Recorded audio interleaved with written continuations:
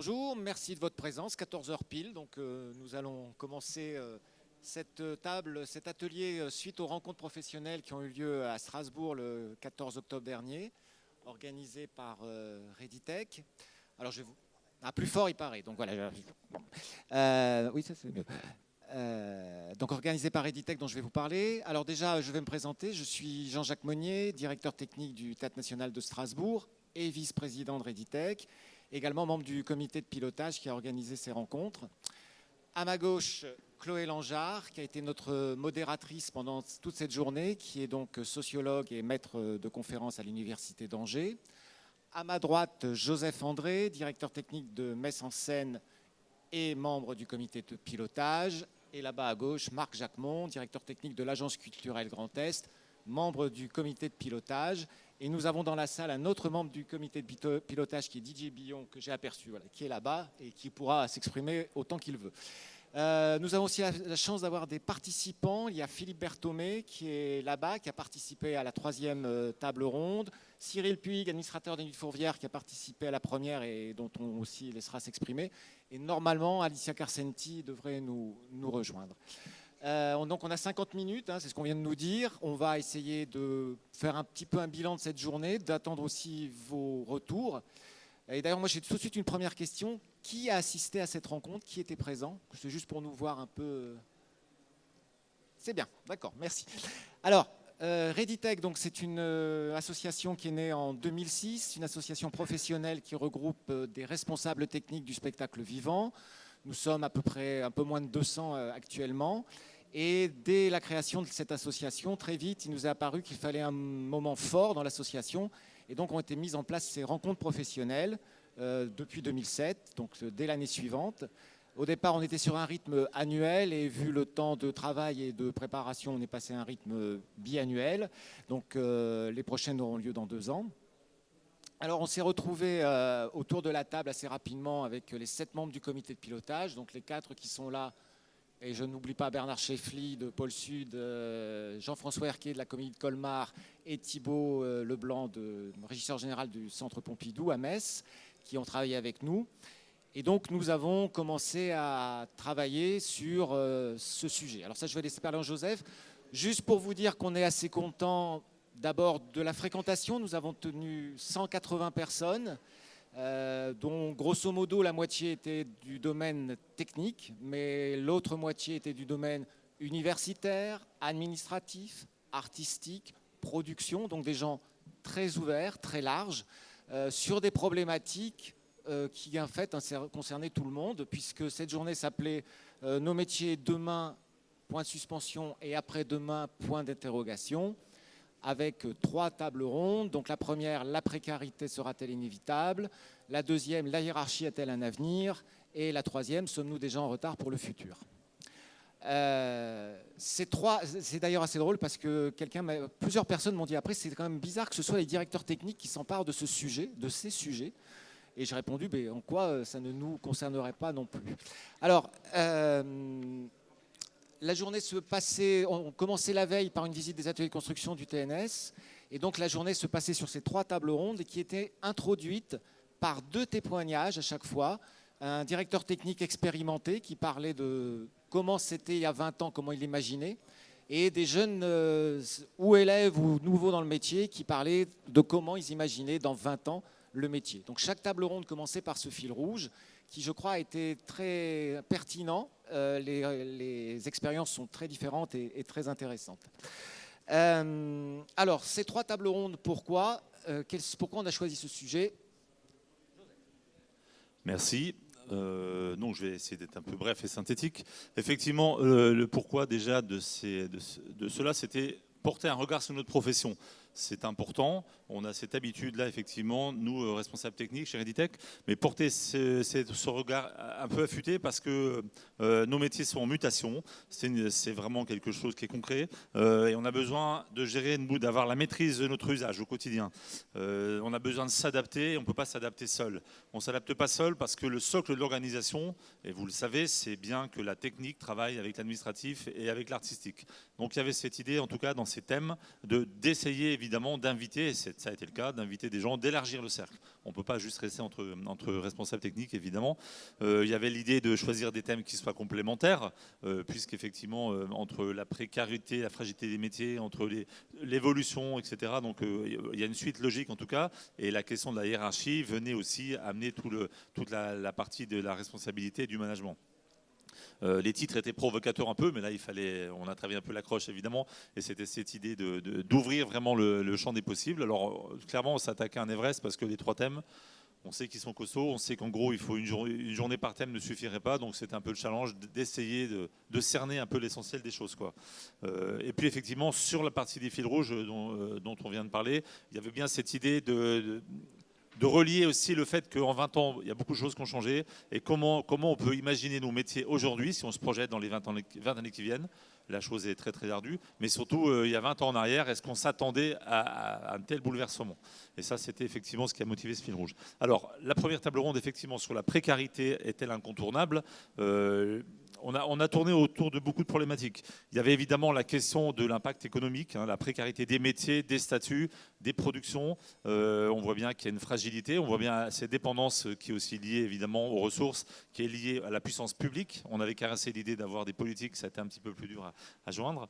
Il y avait l'idée, dans cette précarité, évidemment, d'aborder les questions qui tournent autour des statuts, autour des intermittents, autour des prestataires de services, avec cette interrogation d'imaginer quelle serait la perspective demain. Est-ce qu'on va aller vers l'externalisation? Est-ce qu'on va aller vers l'ubérisation? C'était un terme qu'on avait aussi utilisé voilà. Est-ce qu'il y aura des normes particulières qu'on ne maîtrise encore pas aujourd'hui?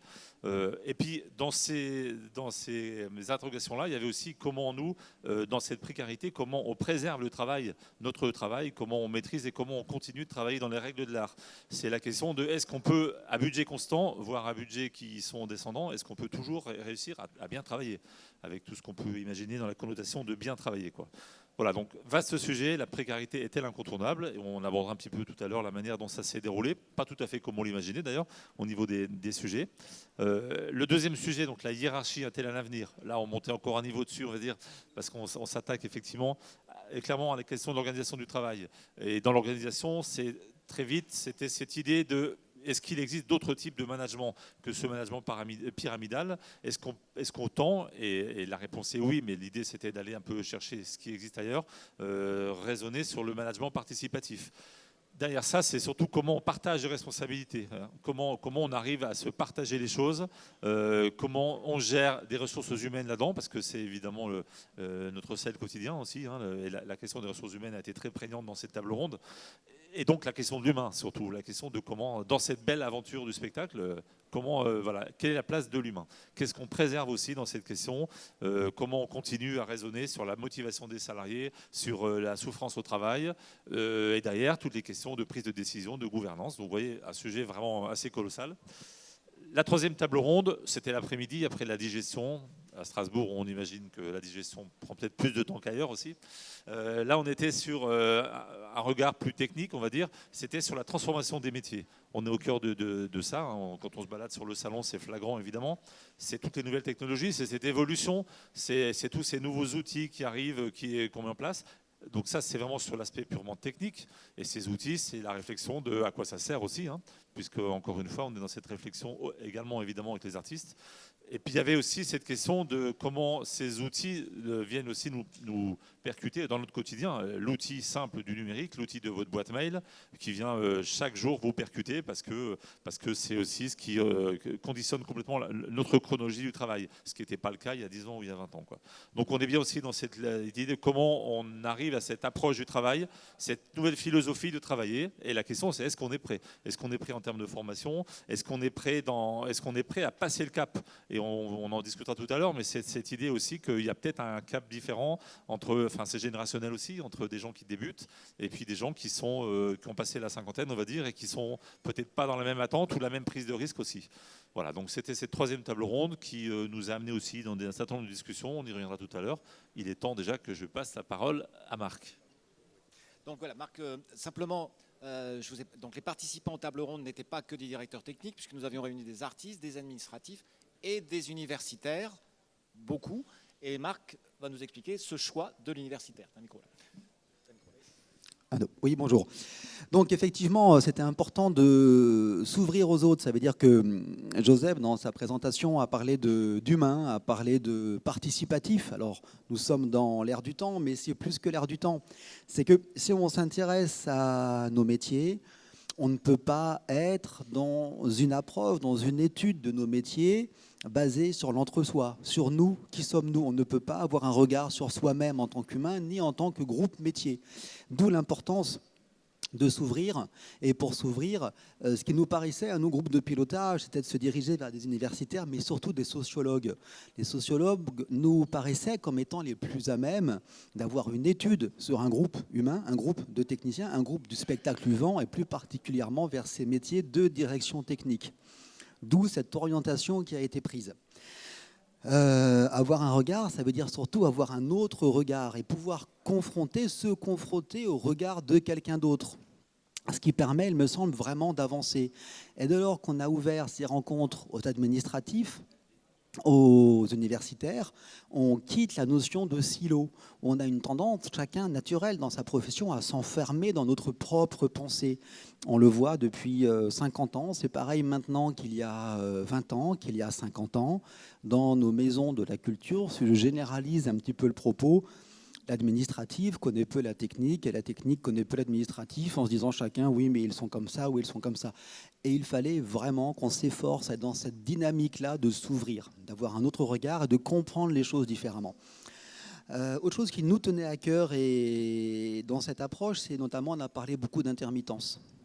L'intermittence, on est vraiment dans un paradoxe très fort entre une notion de précarité, on en parlera, Chloé en parlera, une notion de libéralisme très fort, c'est-à-dire qu'un intermittent remet en cause à chaque fois son contrat quand il travaille, parce qu'il faut qu'il soit bon, hein, tout en défendant des valeurs sociales. Donc il y a tous des paradoxes aussi qui là aussi ont été mis en lumière par des études de sociologues qu'on ne pouvait pas, nous évidemment, traiter, d'où l'intérêt de faire appel à des gens dont c'est vraiment le métier. Aussi, sans doute, la meilleure façon d'avoir une perspective sur le futur.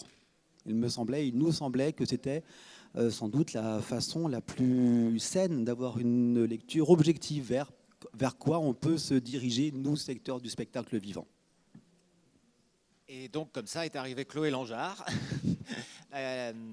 Alors, Chloé, pourquoi être venue? Quels intérêts?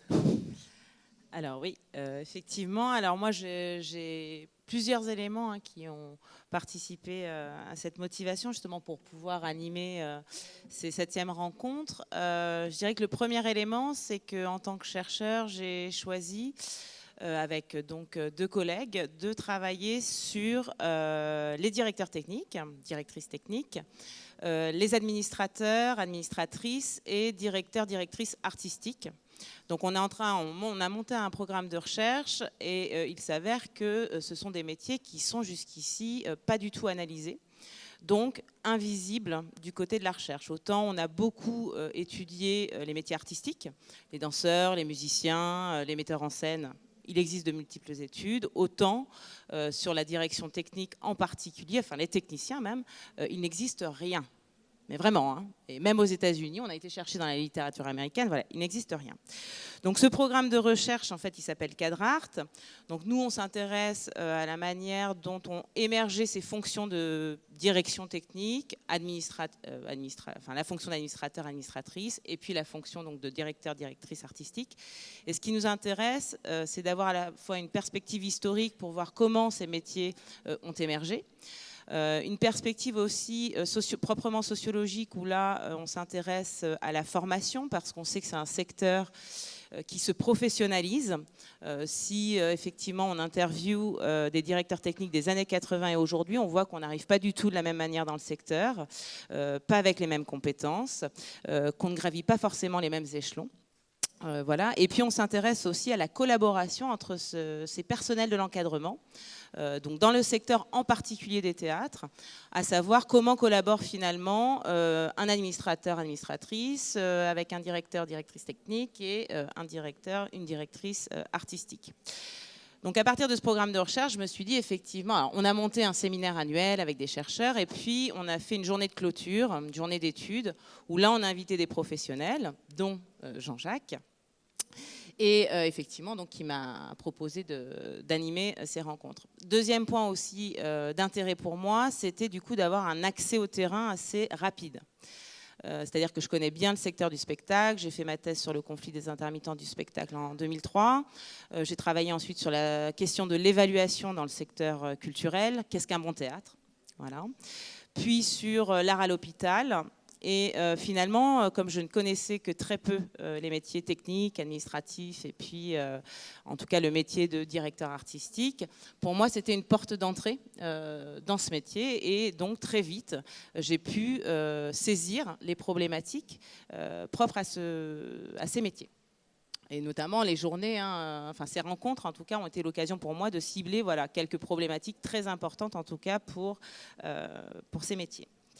Et puis, je dirais le troisième point important, c'est que ces rencontres, en fait, c'est toujours l'occasion de se faire rencontrer des professionnels et des chercheurs. Il faut savoir qu'on a peu d'espace, en fait, propice à cette rencontre et qu'au final, on a quand même le même intérêt à défendre, c'est-à-dire ici de rendre visibles, au final, des métiers qui sont invisibles. Alors, du côté de la recherche, dans le secteur, on me parle souvent des métiers de l'ombre. Voilà, donc c'est à un moment donné donner de la visibilité en fait à ces métiers. Qui dit visibilité dit aussi reconnaissance sociale, dit se faire entendre, etc., etc. Donc voilà les trois points clés de la motivation. Après, j'espère bien évidemment que ces liens pourront perdurer. Notamment parce que nous, c'est un programme de recherche qui est en cours. Je suis toujours à la recherche de directeurs et directrices techniques pour faire des entretiens que j'ai commencé déjà à mener. Voilà. Ensuite, on pense peut-être faire une étude quantitative sur toujours les métiers donc, de la direction technique. Donc voilà, peut-être on sera amené en tout cas à se rapprocher encore une fois de la ReadyTech. Voilà.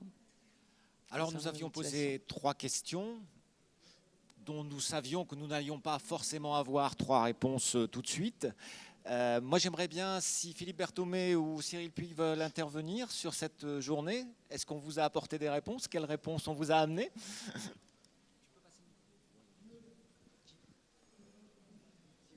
Alors, Cyril Puig, administrateur Nuit Fourvière, qui intervenait sur la première table ronde. Bonjour à tous.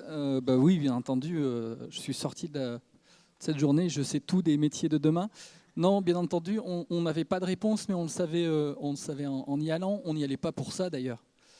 On n'y allait pas pour ça, on y allait pour contribuer à la réflexion, pour justement ce qui était, me semble-t-il, le point fort de cette journée, à savoir ne pas travailler en silo. Et vous avez tout à fait raison de souligner que c'est vraiment rare. Ça, c'était une des grosses plus-values de cette journée. Moi, ce que je retiens sur la journée, c'est ce fil rouge que vous avez signalé tout à l'heure, à savoir chaque table ronde était introduite par un sage, on va dire ça comme ça, un ancien et un jeune. Et ça, c'était, pour le compte, j'ai trouvé absolument passionnant et riche en enseignements. On a eu beaucoup de confirmations, je crois, ce jour-là, et dans ces prises de parole aussi, c'est-à-dire des jeunes avec, si je vais parler de cette table ronde qui était la mienne, à savoir sur la précarité, des jeunes avec un enthousiasme pour l'avenir qui est bien plus fort que la crainte qu'ils peuvent avoir du marché du travail, de la précarité, etc. Moi, c'est un des éléments que j'ai retenu qui fait écho ou qui rebondit avec les sages qui, eux, ont une approche tout à fait différente en fait, de cette notion de précarité. Ça a été très bien, très, très, très riche, je crois. Ensuite, les tables rondes, elles nous ont emmenés, vous avez raison, parfois très très loin. Je me rappelle par exemple que sur cette table ronde sur la précarité, on en est venu à parler de la précarité de la planète. Donc on est allé très très loin, on est allé parfois dans des directions où on ne s'attendait pas. Et ça aussi, je trouve que ça fait partie des richesses de cette journée, voilà ce que je peux dire. Merci. Philippe Berthomé, il s'est sauvé? Non. Donc Philippe intervenait lui, pardon, sur la 3e table ronde. Sommes-nous déjà en retard pour le futur, Philippe? C'était pas sur les nouvelles technologies que j'ai intervenu? La question c'était sommes-nous déjà en retard pour le futur? Bah, désolé, je ne m'attendais pas à parler. Bah, non, moi, ce que j'ai retenu, c'était qu'on pointait un peu. Faut que tu mettes ton micro plus proche. Ouais. On pointait des problèmes qui sont un peu communs aux trois sujets. Voilà, moi, a priori, on pourrait penser que je suis. Moi, j'essaie de défendre au maximum que ça dure le plus longtemps possible le tungstène. Alors, c'est pas très green par rapport à la planète, mais enfin, je pense que le problème de la planète, il est bien ailleurs que dans les ampoules à filaments. Voilà, mais surtout, je crois que l'idée, c'était que quand on parle de tous ces sujets, c'est de voir comment on peut à la fois, au-delà d'améliorer, au moins conserver des façons de travailler qui sont en respect, évidemment, des choses, des gens, de la planète, mais aussi au service de l'artistique. Voilà, je crois qu'aujourd'hui, après c'est financier probablement, mais qu'on ait le temps, en tout cas pour les gens qui font de la création, d'avoir le temps de chercher, le temps d'essayer, voilà, d'avoir ces moyens-là aussi. Et ce que j'en retiens, moi surtout, c'est qu'effectivement dans les trois sujets, ce lien était là. Voilà. Merci. Évidemment que si vous avez des questions, n'hésitez pas à nous les poser, hein, on est là aussi pour ça. Et alors, est-ce que la sociologue a eu des réponses à ces 3 questions?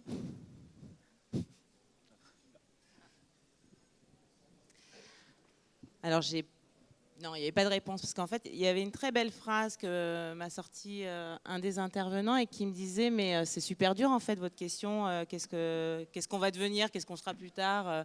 Pourquoi? Parce que dans les années 2000, si on avait posé cette question, on pensait tous qu'on allait être dans des voitures volantes. Et on n'avait pas du tout imaginé Internet, par exemple, alors que ça a été la révolution de l'an 2000. Donc effectivement, c'est toujours dur de se projeter. Par contre, je trouve quand même qu'il y a des choses qui sont ressorties de chaque table ronde qui me semblent être des problématiques importantes dont il faudra de toute façon vous saisir. Sur la précarité, par exemple, alors moi je trouve qu'on en a beaucoup parlé, mais plutôt du côté des employeurs. Alors je pensais qu'on allait beaucoup en parler du côté de l'intermittence, mais en fait très vite, en gros, l'intermittence c'est la liberté. Bon. Et puis on est passé du côté des employeurs où là, effectivement, cette liberté, elle n'est pas facile à gérer quand on est employeur. Donc très vite, s'est posé la question de, effectivement, tout ce qui a trait au recrutement, comment on arrive à booker des équipes. Comment on arrive aussi à former ce personnel-là, comment les directeurs techniques deviennent aussi des gestionnaires de planning, avec du coup derrière aussi des enjeux RH importants, par exemple comment on fidélise aussi une équipe pour qu'elle soit la plus opérationnelle le jour J, sachant qu'on a des temps de production qui sont aussi de plus en plus courts. Voilà, qu'on a donc une accélération des temps de production. Donc voilà, moi c'est surtout ça qui m'a vraiment interpellée, en tout cas sur cette première table ronde. Sur la table ronde concernant les hiérarchies, moi ce qui m'a interpellée aussi, c'est l'éloignement du secteur concernant toute la culture managériale, toute la culture RH. C'est-à-dire que les questions que vous vous posez aujourd'hui, en fait, on se les pose depuis 30 ans dans d'autres secteurs, mais ça s'explique, hein. C'est pas que vous êtes un secteur archaïque, comme diraient d'ailleurs les économistes, parce qu'on vous traite quand même de secteur archaïque.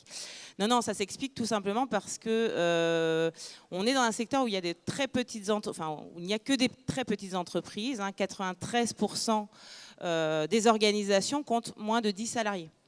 Donc forcément, la thématique de la hiérarchie, la thématique du management, elle met plus de temps, bien évidemment, à arriver. Néanmoins, elle se pose avec acuité.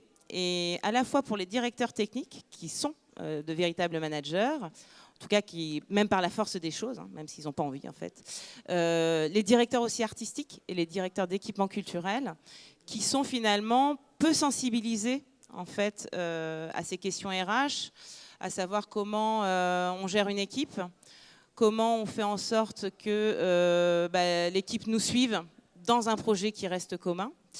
On a aussi parlé de cette scission. Alors, qui vient des 35 heures, mais entre les fonctions techniques et les fonctions artistiques, où finalement, j'ai l'impression que pour les techniciens, on arrive à une parcellisation du travail, c'est-à-dire qu'on leur dit, bah voilà, tu interviens de telle heure à telle heure, alors que lui, l'artiste, va être plus davantage sur le projet. Donc lui, il est plus dans une aventure collective, alors que du côté des techniciens, on est sur une espèce de parcellisation des tâches qui se dessine.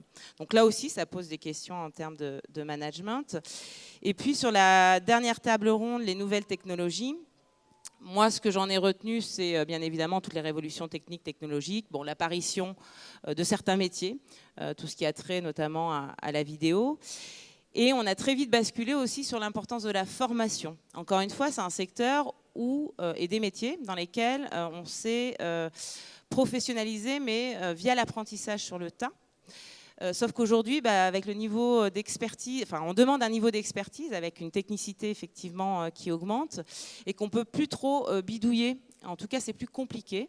Et du coup, se pose cette question de la formation et en particulier de la formation continue tout au long de la vie.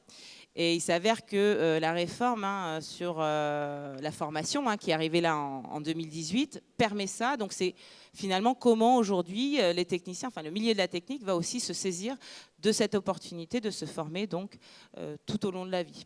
Voilà pour synthétiser. Je veux bien revenir sur ce qu'indiquait Chloé, parce que ça me semble un point vraiment charnière, un point capital, en parlant de la culture RH de nos métiers, en indiquant 30 ans de retard. Alors, soit, mais surtout pour moi, ça interroge une chose, quand on se projette dans le futur et quand on parle de la culture RH de nos métiers, ça interroge une chose principale. Quelle est notre capacité de changer ? Et je dis ça, c'est que nous travaillons avec l'artiste depuis des années. Le mot artistique et le mot management ne se mélangent pas parce qu'il y a un côté, on est conservateur, il y a un côté, ça c'est libéraliste. Je pars comme ça dans tous les sens selon mon feeling, mais c'est un peu ce qu'on peut ressentir. Or, les choses peuvent se mélanger. Et je pense surtout que quand Chloé parle de 30 ans de retard, même si ça s'explique, ça fait du mal à entendre quand même parce que ça traduit peut-être une difficulté à évoluer. Or, la pertinence de notre métier dans la société va se situer en fonction de sa capacité, de notre capacité à tous à évoluer dans un contexte qui évolue. Et tant qu'on ne fait pas ça, je pense qu'on est déphasé et qu'on se dirige vers quelque chose qui me semble peut-être à être pensé, à être refait. Donc, deux choses principales, c'est capacité de changer, où on en est dans notre capacité de changer, de capacité d'évoluer, ou bien souvent, on arrive à mettre en face et à dire, oui, mais nous, les métiers artistiques, on sait évoluer, les métiers techniques, on sait évoluer. Non, c'est pas vrai. On sait évoluer face à une demande artistique, mais sait-on évoluer par rapport à nos habitudes de travail ? Je ne le crois vraiment pas. D'où notre culture RH qui est en retard, parce qu'on n'a pas su faire l'effort pas su faire cet effort parce qu'on n'a pas été acculé à le faire. Pourquoi d'autres structures ont été acculées à le faire ? Tout simplement par souci de profit économique, de besoin de subsistance. Ça n'a pas été forcément notre cas, si je généralise le propos. Et je pense qu'on a pris du retard. Il nous appartient de réfléchir, quid maintenant ? Qu'est-ce qu'on fait ? Vers où on va ? Je pense que ces rencontres-là ont posé ces questions-là. C'était vraiment l'intérêt de se poser ces questions-là, mais surtout, il faut à partir de maintenant travailler. Comment on rattrape ce temps, comment on se questionne en faisant appel à des regards extérieurs. Et pour compléter ce que tu dis, la problématique qui est importante aussi, c'est la notion du travail sous contrainte. Parce que quand je réexplique cette histoire de travailler effectivement sur ce trinôme entre technique, administratif, artistique, c'est bien cette notion de comment on travaille et on accepte de travailler sous contrainte. Et ce n'est pas péjoratif, travailler sous contrainte, c'est-à-dire qu'aujourd'hui, effectivement, dans une entreprise qui est aussi très économique, parce qu'on est aussi devant des réalités, c'est que le geste artistique, il doit être fait aussi, évidemment, le but n'est pas de brider l'artiste, mais c'est aussi de créer en connaissance de cause et d'être là, effectivement, dans ce maillon permanent d'échange pour que le but n'est pas de mettre aussi en difficulté la technique ou l'administratif. Et de la manière, le technicien, le directeur technique n'a pas à endosser tout le temps la casquette de celui qui est castrateur et qui va empêcher les choses de se faire, quoi. Donc ce travail sous contrainte, ça reste en tout cas une des clés importantes aujourd'hui pour peut-être rattraper le retard. Je ne sais pas si le retard existe partout, mais en tout cas pour qu'on comprenne que dans l'évolution du métier, dans l'évolution de ses maîtrises, On doit travailler dans un esprit différent. Et tout à l'heure, Chloé, tu as précisé une chose par rapport au directeur. On avait mis en évidence aussi à cette journée, à un moment donné, qu'en France, le directeur, il est parachuté quand il prend un nouveau poste. Il a quasiment pas de temps. Il a très très peu de temps, contrairement, par exemple, on l'avait cité, je crois, l'Allemagne, où le directeur est nommé un an à l'avance, ou même 2-3 ans, et qui lui permet d'être complètement dans un tuilage. Alors le tuilage, c'est surtout pour comprendre, observer, comprendre, pouvoir effectivement s'imbiber et vraiment se projeter évidemment sur son propre projet, mais comprendre. Voilà, on gère de l'humain, on gère des ressources, et à un moment donné, si le projet doit évoluer, si le directeur doit travailler sur un projet d'établissement, s'il doit avancer effectivement sur ces dynamiques collectives, et ça c'est indispensable aujourd'hui, ces dynamiques collectives, c'est aussi d'intéresser les salariés, c'est aussi d'intéresser donc à tout niveau, et de raisonner aussi sur des valeurs communes. C'est important que les valeurs soient partagées. Le principe aujourd'hui n'est pas de partir la tête la première. Quand on parle d'étapes numériques, par exemple, ok, c'est des données nouvelles, mais quelles sont les valeurs qu'on met derrière et à quel moment on peut se rejoindre pour être dans une création qui soit vraiment collective. Est-ce qu'il y aurait des questions ?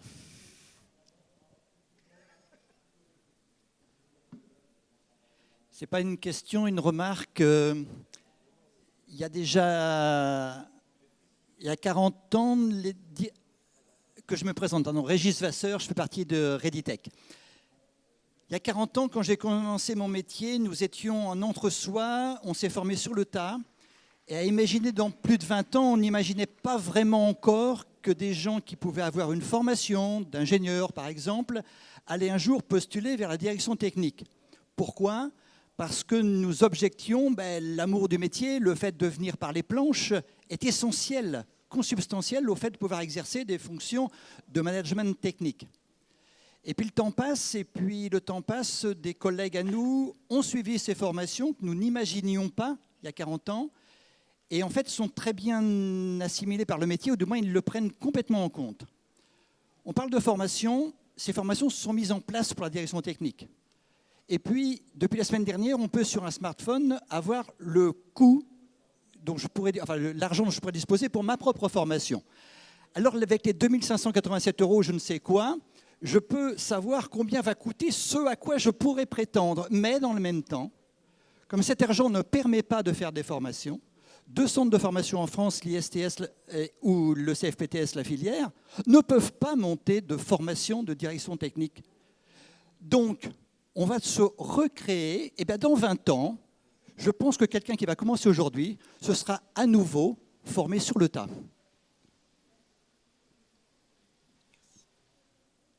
Des réactions, des questions ?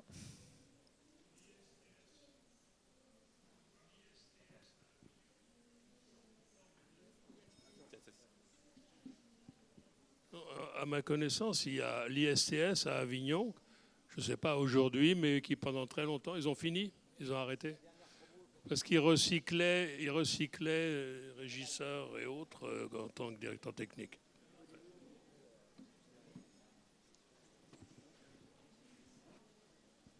Donc Laurent, je suis membre de Reditech et en formation de directeur technique à l'ISTS actuellement. Et on sera malheureusement la dernière promo actuellement parce que l'AFDAS ne finançant plus les formations longues, Régis l'a dit tout à l'heure, c'est 2500 €. Et la formation de directeur technique coûtait 13 000 €, voilà, actuellement. Et l'ISTS n'a pas reconduit ni la formation de régie qu'ils avaient, ni de régie générale sur cette année. Et pour info, là où on était une quarantaine d'étudiants l'année dernière en septembre, on se retrouvait à 12 dans le complexe. Autant dire que c'était hyper dur à vivre pour nous. Voilà.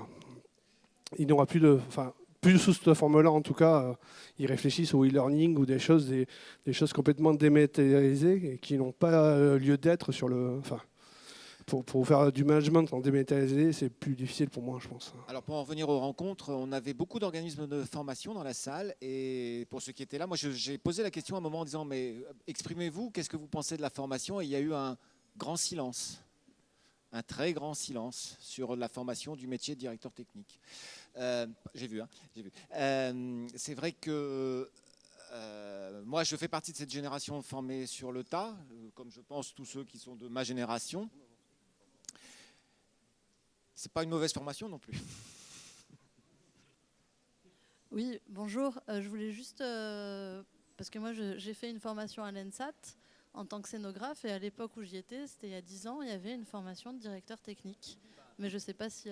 j'étais pas là au début, donc peut-être... Alicia Carcenti, qui est derrière, qui a donc participé, elle était un de nos fils rouges. Et d'ailleurs, Alicia, puisque tu as le micro, je veux bien que tu répondes et je veux bien aussi que tu t'exprimes un peu sur ce fil rouge. Oui, donc du coup, moi j'étais à l'ENSAT, donc je te rejoins par rapport à ce que tu disais. Donc là, dans la formation de direction technique, donc je viens juste de sortir de l'ENSAT. D'ailleurs, on a eu Marc Jacquemont en formation aussi. Ils se rencontrent exactement le même problème qu'à l'ISTS, c'est-à-dire que là, cette année, c'était la dernière promo où il peut y avoir des CIF qui sont... En fait, l'ENSAT, sur une promo de 10, il y a 5 ingénieurs qui sortent d'école d'ingénieurs, et il y a 5 personnes qui viennent du terrain, de l'expérience du monde du spectacle, et qui sont financés par l'AFDAS en CIF, qui étaient financés en CIF par l'AFDAS. Moi, j'ai eu la chance de pouvoir bénéficier de ça.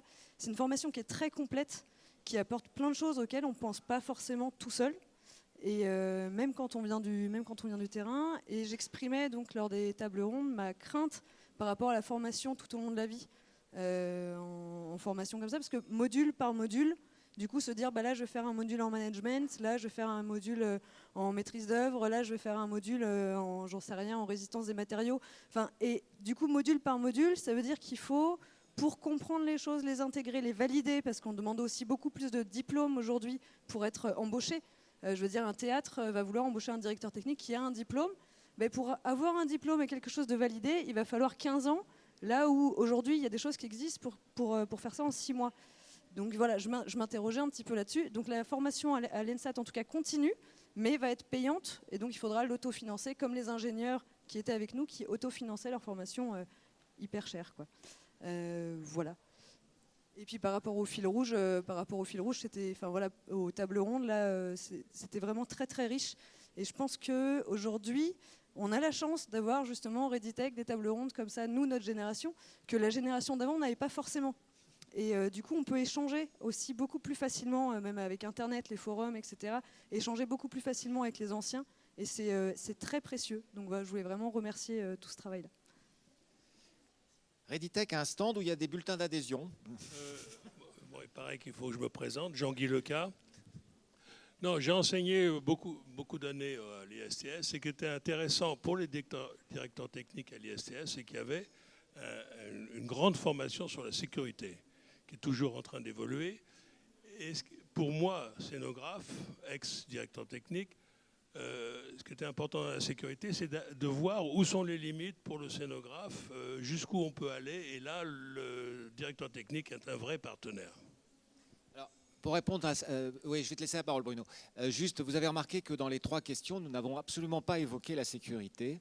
Et ça, c'était une vraie volonté de nous, parce qu'on en avait un peu marre que directeur technique égale sécurité. Donc on a dit, on parle de tout sauf de sécurité. Bruno Régnier. Bruno Régnier, donc je suis aussi membre de Readytech, et puis je suis entre autres du conseil en Céno, et j'ai fait de la direction technique. Et je voulais juste faire un petit pas de côté sur le fait que ces dernières années, dans l'aspect, puisque j'accompagnais des collectivités locales, des fois des assos, mais souvent des collectivités, pour rénover ou construire des théâtres, et la demande d'utilisation a un peu évolué et tire vers de plus en plus, vous allez voir où je veux en venir, c'est-à-dire que ça fait écho à la notion de silo et d'entre-soi. C'est-à-dire que de plus en plus, dans les projets, dans les programmes, on demande que les lieux soient beaucoup plus ouverts, beaucoup plus... il y a la notion de tiers-lieu qui vient rentrer là-dedans. C'est-à-dire qu'il y a cette notion que nos lieux ne soient pas uniquement des lieux de production artistique ou de diffusion artistique, et je ne parle même pas des salles polyvalentes, mais il y a une demande de la part du politique et des maîtres d'ouvrage de faire des lieux qui soient beaucoup plus ouverts et beaucoup plus poreux, avec souvent associé à une école de musique, une médiathèque autour, etc. Et je pense que ça aura aussi une incidence sur nos métiers, c'est-à-dire que de fait, par la fréquentation d'un public un peu différent de simple spectateur qui va dans une salle de spectacle, on aura de fait un besoin de faire évoluer nos métiers aussi dans l'accueil d'un nouveau public. Et je pense que ça aura une vraie incidence, parce que le côté d'avoir un lieu avec une médiathèque à côté, par exemple, fait qu'on va avoir peut-être des expos, des choses temporaires et tout ça. Et en tout cas, me faire l'écho que c'est vraiment une demande de la part des gens qui souhaitent construire ou rénover des lieux, que ça soit beaucoup plus ouvert et pas enfermé en entre-soi. D'autres remarques, d'autres questions? Ah, il y avait Pascal. Bah. Oui, bonjour. Je suis Rémi Vanderhem, secrétaire général d'une organisation syndicale de salariés dans le secteur, qui est le SAMTAC CGT. Et je n'ai pas pu participer à ces rencontres TNS, ni à celles des Nuits de Fourvière. Le secteur a toujours su réagir à des modifications législatives qui impactaient directement notre secteur. Et je pense que sur les problématiques de formation, là aussi, concernant les formations longues, la disparition du CIF, ce CPF de transition qui ne sera plus géré par l'AFDAS mais sur les territoires, je suis plutôt confiant sur notre capacité de professionnels dans le secteur à répondre à ce nouveau défi. C'est-à-dire que, et il y a des pistes pour cela, on parlait tout à l'heure d'un secteur ou de professionnels qui étaient ceux de l'ombre et les invisibles. Il faut bien savoir qu'au sein du ministère de la Culture, là aussi nous sommes les invisibles. Il existe des diplômes d'État portés par le ministère de la Culture pour les musiciens, pour les danseurs, pour les artistes-interprètes. Et il y avait une commission, on appelle cela une commission paritaire consultative dans laquelle nous siégions, qui a essayé pendant des années, et je sais que tu y as participé également, pour essayer de mettre en place un diplôme national supérieur de technico-artistique, de technicien. Enfin, on a tout essayé pour faire en sorte qu'il y ait une reconnaissance au niveau de l'État de la spécificité de nos métiers. Je crois qu'aujourd'hui, nous sommes en capacité de le revendiquer, d'autant plus parce qu'il n'est pas envisageable qu'au moment où on s'interroge sur notre métier de demain, que la réponse soit finalement on va revenir aux années 70-80 où une bande de motards se cooptait pour intégrer un théâtre. Et à ce sujet, que je m'adresse à notre sociologue, il y a une étude passionnante qui a été faite sur les techniciens du spectacle au milieu des années 80, que je tiens à votre disposition, qui avait été faite par une femme extraordinaire qui travaillait au CFPTS et qui avait eu une mission par le ministère de la Culture sur justement le secteur les techniciens du spectacle. Et c'était une étude demandée par le ministère de la Culture. Et c'est effectivement la seule étude un peu sociologique qui a été réalisée. Donc on ne peut pas imaginer aujourd'hui qu'on revienne à ces temps-là. Voilà. Alors, juste une chose, pour répondre, ouais. Nous avons beaucoup regretté que malgré notre invitation à tous les syndicats représentatifs, aucun ne soit venu à la journée du 14 octobre. Il n'y a pas de souci, hein, j'étais inscrit, j'avais prévu de venir. Je sais. Et j'ai eu un contretemps. Oui, non, mais tu étais le seul. C'est très regrettable et je te remercie. Voilà. Donc j'étais bien inscrit et j'ai pas pu. Il y avait d'autres questions là. Il nous reste 5 minutes. J'avais une question, je crois que tu avais une question ? Oui, moi, bonjour Guillaume, je suis jeune membre de Reddit Tech depuis l'année dernière. Moi, je voudrais aussi citer Staff parce que j'ai commencé comme assistant technique de niveau 5 et j'ai fini au CFPTS en 2017 avec la direction technique. Donc la formation est importante parce que j'en ai profité pleinement dans mon évolution professionnelle. Donc ça, c'est quand même important de défendre ce rapport-là, c'est-à-dire qu'on peut encore évoluer professionnellement dans nos métiers, on a la chance. Donc ça, c'est quand même du luxe. Après, je voudrais aussi parler des musiques actuelles, parce que je suis jeune membre Reddit Tech, moi je viens des musiques actuelles. Donc c'est vrai qu'on a beaucoup axé les professions de direction technique sur des problématiques de théâtre et d'opéra, parce que historiquement, c'est là où c'est structuré. Mais c'est vrai que j'ai remarqué par exemple dans Reddit Tech, on est très peu à venir des musiques actuelles et je trouve ça quand même dommageable parce qu'on est soumis aux mêmes problématiques. Donc voilà, donc j'espère que ça va changer grâce à Reddit Tech et aussi grâce à la nouvelle génération qui arrive. Mais en tout cas, il faut absolument préserver cette formation-là continue parce qu'il y a beaucoup de gens qui viennent de la technique à rouler des câbles et qui prennent aussi maintenant des postes de direction. Donc cette évolution-là, pour les jeunes, je trouve ça aussi très important pour la nouvelle génération qui puisse avoir ces perspectives-là. Donc voilà, c'est juste ça. Merci. Pascal Abervé. Là. Bonjour, Pascal Abervé, CCN de Rennes, ancien membre de Roditech. J'ai quitté à un moment pour une... voilà, et je vais probablement y revenir. Moi, je suis plutôt en fin de carrière. La couleur de mes cheveux le montre. Ça marche pas? Si. Et en fait, je commence à penser un peu au renouvellement. Non, c'est bon? Vous m'entendez? Ouais. Et je me rends compte dans mes recherches que je trouve plein de régisseurs généraux qui sont très balèzes sur le plan spectacle, il n'y a pas de problème, mais je trouve très peu de personnes compétentes sur le bâtiment. Et dans l'évolution de la profession, je pense que beaucoup d'entre nous sont trouvés confrontés à ça, on gère de moins en moins de spectacles et de plus en plus de bâtiments au sens large du terme, hein, que ce soit la sécurité, mais aussi bien la ventilation, enfin bon, tout un tas de trucs. Et je pense que dans la formation, sur le salon, j'ai discuté avec plusieurs organismes de formation, staff, le CFPTS. Ben, en fait, il n'y a pas de prise de conscience de cette problématique-là. Alors, est-ce qu'il faut créer des postes indépendants, c'est-à-dire une direction technique et une responsabilité bâtiment, ou est-ce qu'il faut former les directeurs techniques à la question du spectacle, mais aussi à la question du bâtiment? Parce que gérer un bâtiment dans une entreprise culturelle, ce n'est pas la même chose que gérer un bâtiment dans une usine. Voilà. Ok, merci. Ouais.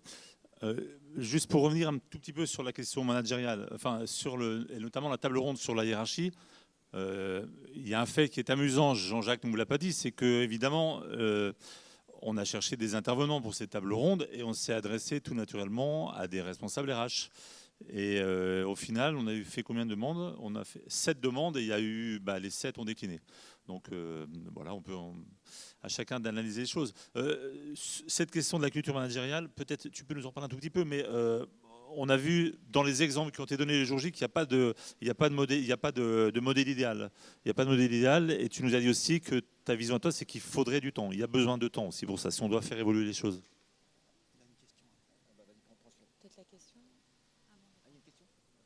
Je réponds. Oui.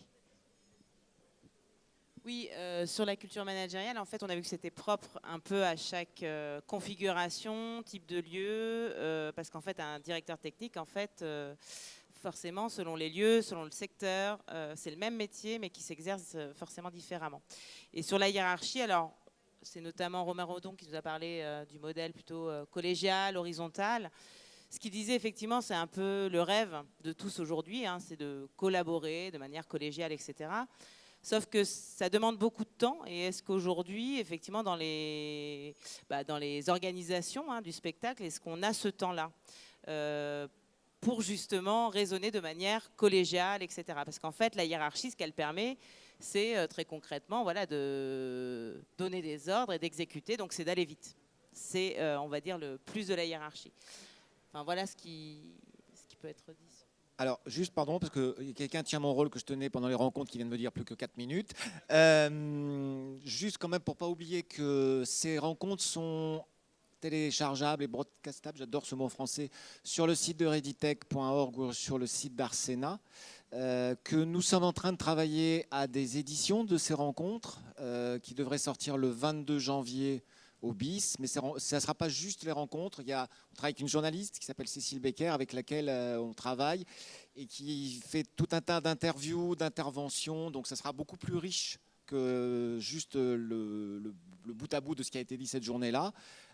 Voilà, donc je vous engage à suivre ça, et puis si vous voulez les écouter, donc c'est tout à fait possible sur ces 2 sites.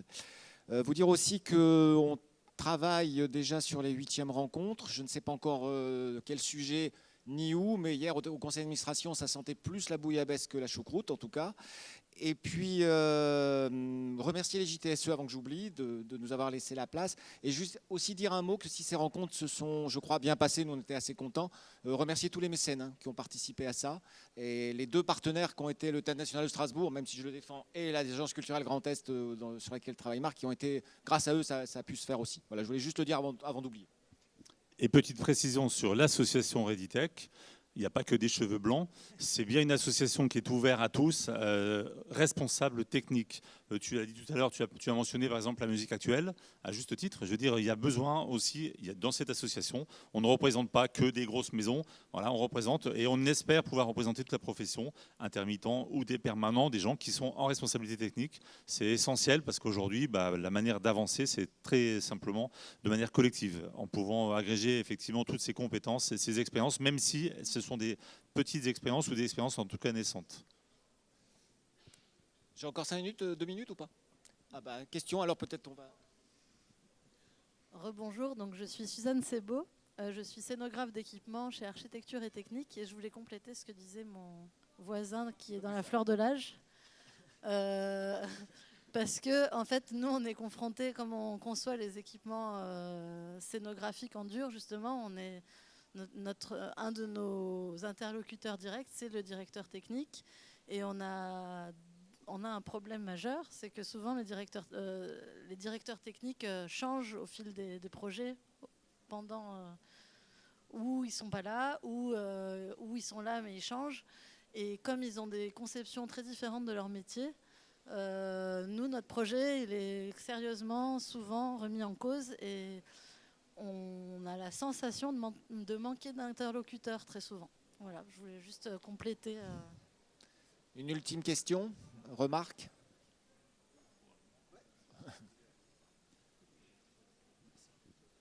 Bonjour, Nicolas Rubat, société Lunart. Je suis membre aussi de Reditech et j'ai suivi la formation CFPTS en direction technique en 2015. Et du coup, pour rebondir de ce qui vient d'être dit, donc j'étais moi en poste dans des équipements et sur Paris et puis reparti donc en province et j'avais donc remarqué un petit peu ce manque d'interlocuteurs aussi bien auprès des collectivités ou cabinets d'architecture ou scénographes pour de la réhabilitation de bâtiments, construction de lieux pour le coup neufs et en dur.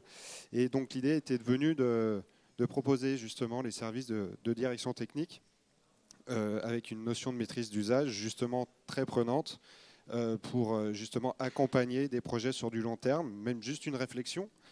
Donc je me suis moi donc naturellement rapproché de ces interlocuteurs-là qui sont les associations des maires par exemple, où j'entame une espèce de présentation, réflexion, leur faire comprendre que ces métiers-là existent et que cette notion de maîtrise d'usage est particulièrement importante pour faire vivre ces lieux de façon cohérente. Voilà. Donc du coup, on essaye de pallier effectivement à ce turnover assez... j'ai été surpris justement de la demande et du nombre de projets effectivement qui manquent d'interlocuteurs. Ouais. Merci. Écoutez, merci beaucoup à tous et toutes d'être venus. On a encore quelques brochures là des rencontres si vous voulez voir les participants, etc. Merci beaucoup.